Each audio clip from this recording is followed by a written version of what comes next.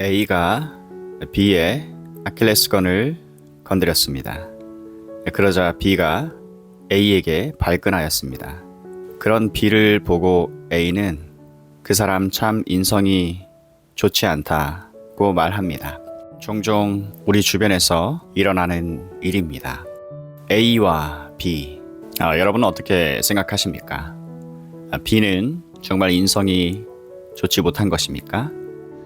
그렇다면 B로 하여금 발끈토록 B의 아킬레스건을 건드린 A의 경우는 어떻습니까? 마태복음 7장 12절은 흔히 황금률로 알려진 말씀 구절입니다. 우리 주님의 가르침을 함께 들어보기 원합니다. 마태복음 7장 12절 황금률, 마틴 로이 존스 목사님이 전합니다.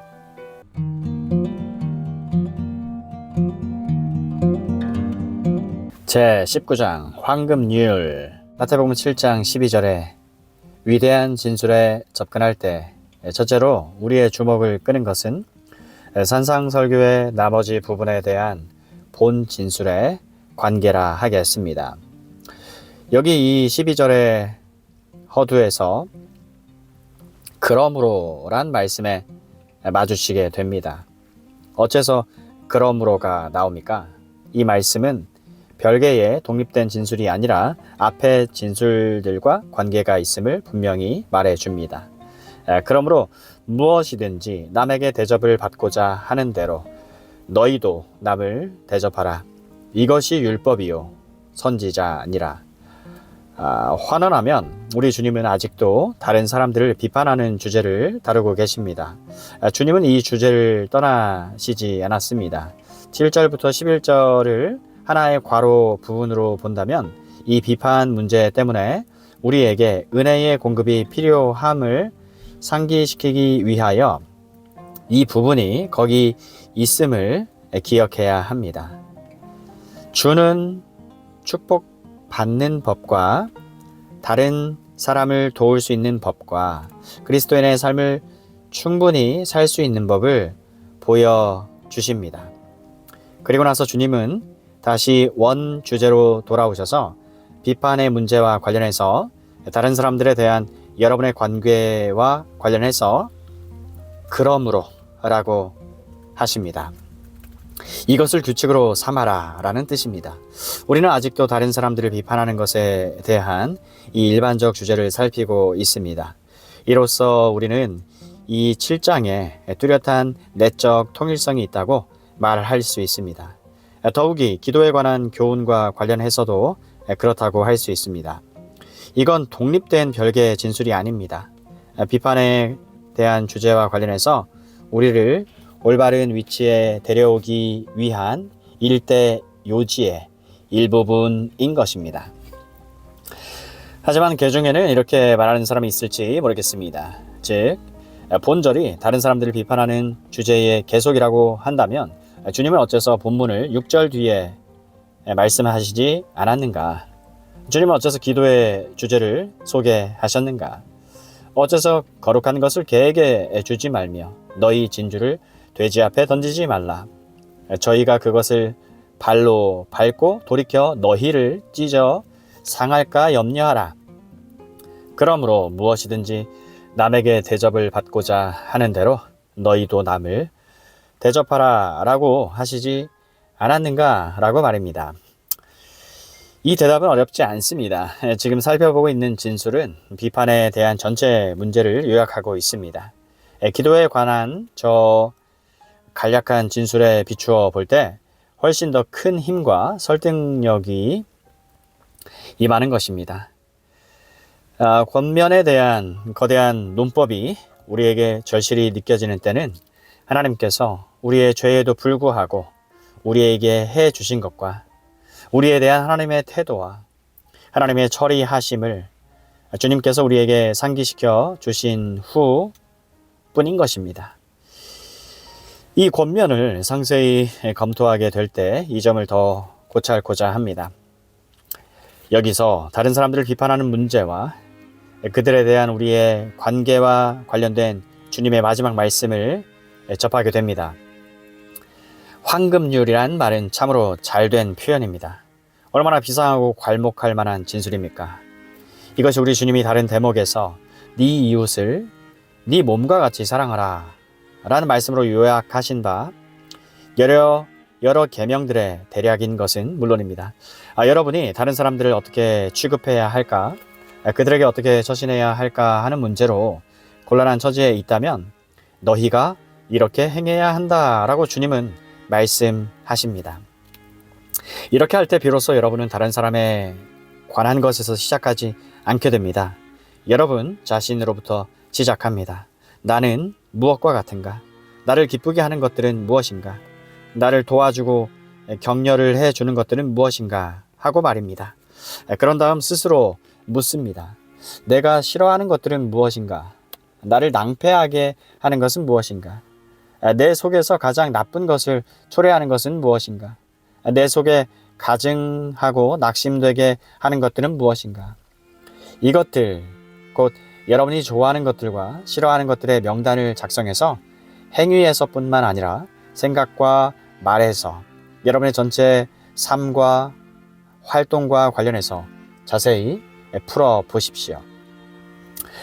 나는 다른 사람들이 나를 어떻게 생각해 주기를 바라는가? 나에게 상처를 주는 것은 무엇인가 하고 말입니다. 주님은 곧바로 세목을 고찰하는 대로 나아가십니다. 그러므로 우리도 이런 문제를 자세히 다루어야 할 것은 필수적입니다. 이 같은 진술을 읽거나 그 해석에 귀를 기울이거나 그 해석을 책에서 읽거나 이것이 전달하는 그림을 보고 그러니 신기하고 놀랍다라고 말은 하면서도 이걸 실제 생활에서 실천하는 일에 완전히 실패하기는 얼마나 쉬운지 우리 모두는 아는 터입니다. 그래서 비할 데 없이 도덕적이며 윤리적인 주님은 이것을 아시고 우리가 먼저 해야 할 일은 이 문제에 관한 규칙을, 원칙을 스스로 설정하는 것이다 라고 가르치십니다. 이것이 그 방법입니다. 즉 다른 사람들을 다룰 때 우리가 좋아하고 싫어하는 것들의 목록을 모두 작성해 보고 나서 우리는 단순히 저 사람도 이 문제에 있어 나와 꼭 같다 라고 말할 수밖에 는 아무 할 말이 없게 됩니다. 우리 자신을 항상 그들의 위치에 놓아야 합니다. 그들에 대한 우리의 행위와 처신에 있어서 나 자신에게 유쾌한 것은 하고 나 자신에게 불쾌한 것은 하지 않도록 조심해야 합니다. 그러므로 무엇이든지 남에게 대접을 받고자 하는 대로 너희도 남을 대접하라. 이렇게만 하면 잘못될 수가 없다고 주님께서 말씀하십니다. 여러분에게 나쁜 말을 하면 그것이 싫습니까? 그러면 다른 사람에게 나쁜 말을 하지 마십시오. 귀찮은 사람들이나 여러분의 삶을 귀찮게 하거나 여러분의 삶에 문제를 가져오며 신경을 날카롭게 만드는 사람들을 싫어하십니까? 그러면 여러분도 그와 같이 행동하지 마십시오. 주님에 의하면 이 문제는 이렇게 단순한 것입니다. 윤리라든가 사회관계, 도덕이나 현대 세계의 인간관계에 제 문제를 다룬 기타 주제에 관한 모든 교과서들을 축소시키면 결국 이렇게 낙작이 되는 것입니다. 지금 절박하게 중요한 것은 이것입니다. 모든 사상가들은 20세기의 문제는 결국 재반관계의 문제라는 데에 동의합니다. 우리는 어리석게도 국제 문제와 기타 문제들이 경제와 사회와 정치적 문제라고 생각하는 경향이 있습니다. 하지만 사실은 이 문제들은 다른 사람들과의 관계로 낙착이 되는 것입니다. 문제는 돈이 아닙니다. 돈이 개입되는 것은 사실이지만 돈은 일종의 계산기에 지나지 않습니다. 그렇습니다. 문제는 내가 무엇을 원하는가, 다른 사람이 무엇을 원하는가가 문제입니다. 궁극적으로 삶의 모든 갈등과 소동과 불행은 이 때문입니다. 우리 주님은 여기 호기심을 끄는 이 간결한 진술에서 이 문제에 관한 진리를 무엇이든지 남에게 대접을 받고자 하는 대로 너희도 남을 대접하라는 말씀으로 표현하셨습니다. 이 진술이 이 문제에 대한 최종 진술입니다. 자아에서 출발한 다음 이것을 다른 사람들에게 적용하며 이와 같이 접근하기만 하면 문제가 해결될 것입니다. 그러나 불행히도 이 문제를 여기서 중단할 수가 없습니다. 앞으로 살펴보겠지만 이것이 필요한 전부라고 생각하는 사람들이 있습니다. 더구나 여러분이 해야 할 일은 모두 해서 사람들에게 표준을 설정하고 이것이 절대 옳다. 자, 우리는 이제 이것을 시작해야 하겠다라고 생각하는 사람들도 있는 터입니다. 이럴 수가 있는지 놀라운 일입니다. 그렇지만 오늘의 세계는 이와 같지 않음을 분명히 증명하고 있습니다. 그러므로 우리가 살펴야 할 문제를 계속하려고 합니다. 예수 그리스도의 복음은 지금까지 우리가 발표해 오고 있는 것을 기초로 해서 출발합니다. 즉 사람들에게 올바른 방법을 말해주는 것만으로는 충분하지 않다는 것입니다. 올바른 방법을 말해주는 것이 문제되고 있는 것이 아닙니다. 문제는 이보다 훨씬 더 깊습니다. 우리 주님이 표현하신 방법을 쫓아가 보겠습니다. 황금률에 관한 주님의 논평을 주목하실 것입니다. 주님은 이것이 율법이요 선지자니라고 말씀하십니다. 바꿔 말하면 이것이 율법과 선지자의 요약이다 입니다. 이것이 그들의 전체 목적이요 목표였습니다. 주님은 무슨 뜻으로 이렇게 말씀하셨습니까? 즉 주님께서 산상설교에서 자주 사용하셨거니와 이것은 하나님의 율법이 오해를 받아온 비극의 주의를 끄시기 위한 또 하나의 신뢰에 지나지 않습니다. 주님은 여전히 율법의 선생이요 백성들의 지도자인 서기관과 바리새인들을 의중에 두고 계셨음에 틀림없습니다. 주님께서 마태복음 5장에서 옛 사람에게 말한 바 너희가 들었으나 나는 너희에게 이르노니 의 문제점들을 얼마나 길게 다루셨는가 기억하실 것입니다. 주님의 지대한 관심은 이 사람들에게 바른 율법관을 주시는 데 있었습니다. 그런데 주님은 여기서 다시 한번 이 문제로 돌아오셨습니다. 우리 문제의 절반은 우리가 율법의 의미와 그 참된 성격과 의도를 이해하지 못한다는 사실에 기인합니다. 율법을 우리가 지켜야 할 규칙의 집합쯤으로 생각하는 경향이 있습니다. 항상 그 정신을 잊어버리는 것입니다. 율법을 기계적으로 준수해야 할 것으로 우리와 격리된 거의 비개인적인 것으로 생각을 합니다. 흡사 기계가 만들어낸 일련의 규칙으로 생각해 버립니다. 기계를 사용하면 그 사용 방법을 배우고 그 방법을 실시하기만 하면 그만입니다. 우리는 하나님의 율법을 이와 같이 보는 경향이 있습니다. 이것을 다르게 표현하면 위험한 것은 율법을 그것 자체로 간주하며 우리가 해야 할 것은 모두 해서 그 규칙을 지키며 우리가 그렇게 하고 그 규칙에서 이탈하지 않거나 혹은 그 규칙을 넘어서지만 않으면 만사가 잘 될 것이라고 생각하는데 있습니다. 위험한 것은. 그런데 이것은 전적으로 잘못된 율법관입니다. 더 나아가 위험은 율법을 부정적인 것으로 그 많은 것으로 생각하는 데 있다고 말할 수 있습니다. 율법에 부정적인 것이 있는 것은 물론입니다. 하지만 주님이 여기서 강조하시는 것은 마태복음 5장에서 길게 말씀드리지만 하나님께서 그의 사자들과 모세를 통해 이스라엘 자녀들에게 주신 율법은 매우 긍정적인 것이요 영적인 것이었다는 점입니다. 이것은 결단코 기계적인 것이 되기 위한 게 아니었습니다. 바리새인과 서기관들과 그들을 추종한 사람들의 오류는 본질적으로 영적이며 살아있는 것을 기계적인 것으로 그 자체가 목적이었던 것으로 격화시켰다는 점입니다. 그들은 어떤 사람을 실제로 살인하지 않은 한 살인에 관한 법을 지켰다. 육체적인 간음을 범하지 않은 한 도덕적으로 훌륭하다고 생각을 했습니다. 그들은 그 영적인 의도, 율법의 영적 의미를 보는 일에 완전히 실패했습니다. 특히 율법을 주신 목적과 목표를 보는 일에 실패하였습니다. 여기서 주님은 이것을 모두 이 말씀으로 완벽하게 요약하셨습니다. 율법은 어째서 이웃의 재물이나 소유물이나 이웃의 아내나 기타 것을 탐해서는 안 된다고 말합니까? 율법은 어째서 살인하지 말라, 도둑질하지 말라, 간음하지 말라라고 합니까? 이것은 모두 무슨 뜻입니까? 단순히 여러분이나 제가 이런 것을 규칙과 규약으로 혹은 우리를 지배하고 조정하고 우리를 어떤 한계 속에 억제하는 법률의 일부로 떠받들게 되어 있습니까? 아닙니다. 결단코 그게 목적이 아닙니다.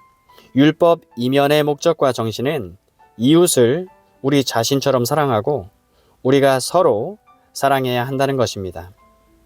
하지만 우리는 피조물이므로 서로 사랑한다고 말하는 것만으로는 충분하지 못합니다. 이 문제가 우리를 위해서 파헤쳐져야 합니다. 타락의 결과로 우리는 사악합니다. 그러므로 서로 사랑하라고 말하는 것만으로는 충분하지 않습니다. 그래서 주님은 이것을 파헤치시고 말씀하십니다. 너희 자신이 너희 생명을 귀하게 여김같이 다른 사람도 자기 생명을 귀하게 여김을 기억해라. 그 사람에 대한 너희의 태도가 옳다면 너희는 그 사람을 죽이지 아니할 것이다. 너희가 너희 생명을 귀중히 여기는 것처럼 그 사람도 자기 목숨을 귀하게 여김을 너희가 알기 때문임을 기억하라. 결국 중요한 것은 여러분이 그 사람을 사랑한다는 것과 여러분의 이웃의 복지를 원한다는 점입니다. 이것이 율법이요 선지자입니다. 이것은 모두 결국 이렇게 귀착됩니다. 구약 성경에서 율법으로 주신 자세한 모든 규약은 그것이 무엇을 하라고 말하든, 예를 들어 여러분이 이웃의 소가 길을 잃은 것을 보면 그것을 어떻게 주인에게 되돌려주는가, 내지 여러분이 그의 농장에서 무언가 잘못되고 있음을 본다면 여러분이 어떻게 그에게 속히 알려주어야 하는가, 그를 돕기 위해 최선을 다한다는 등등의 율법의 자세한 규약을 여러분들로 하여금 이렇게 말하게 하기 위함이 아닙니다.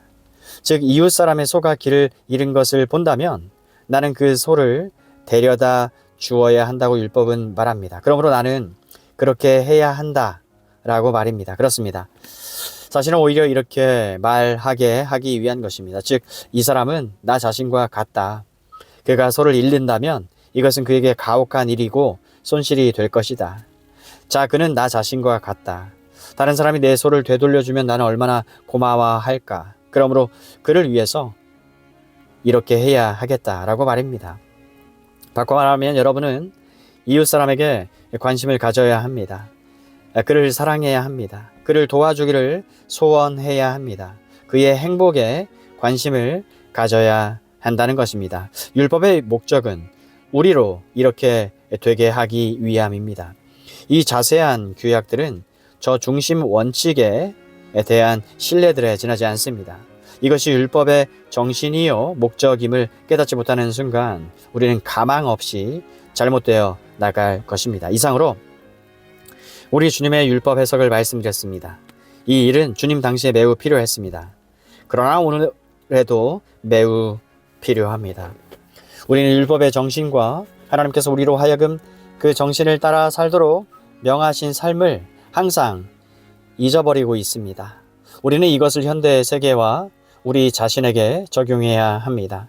사람들은 이 황금률을 듣고 놀랍고 신기하다고 찬양하며 크고 복잡한 주제에 대한 하나의 완벽한 개요로서 찬사를 보냅니다. 하지만 비극은 그들이 이것을 찬양하고 나서 실천하지 않는다는 것입니다. 결국 율법은 찬양받기 위해 있는 것이 아니라 실천되기 위해 있는 것입니다.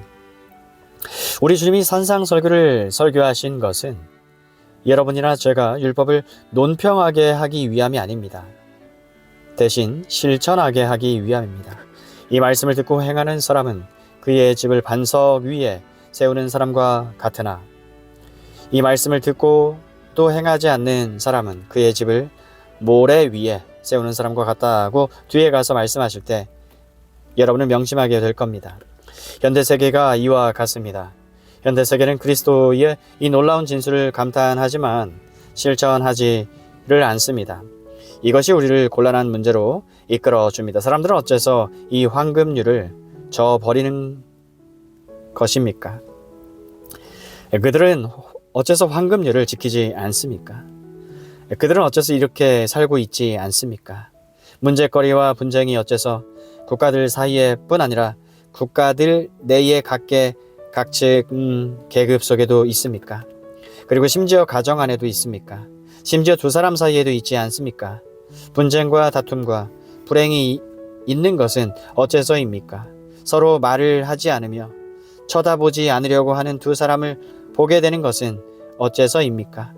어째서 질투와 험담이 있습니까? 기타 삶의 진상들이 다 어째서 그렇습니까? 무엇이 문제입니까? 이 대답은 신학적인 것입니다. 심원하게도 성경적인 것입니다.